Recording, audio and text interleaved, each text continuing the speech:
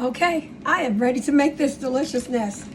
And just in case some of you guys thought I forgot, here we go with some fresh cut jalapeños to give it a little spice.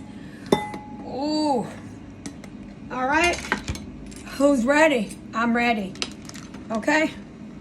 First we have our chopped mangoes,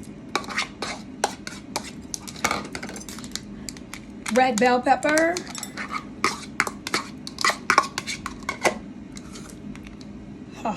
Persian cucumbers,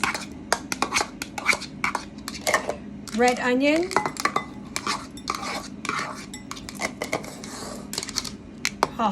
avocado.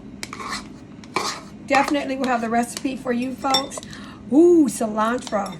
I know y'all love some cilantro. Hey. All right.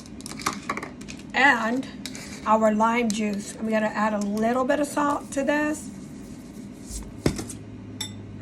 All right. I'm going to set it aside and let it dissolve. Okay. Just waiting for that to dissolve a little bit. My fault. Okay. Well, let's do it. Let's see what we have here. Okay, I'm going to mix it up real good. Oh, yummy.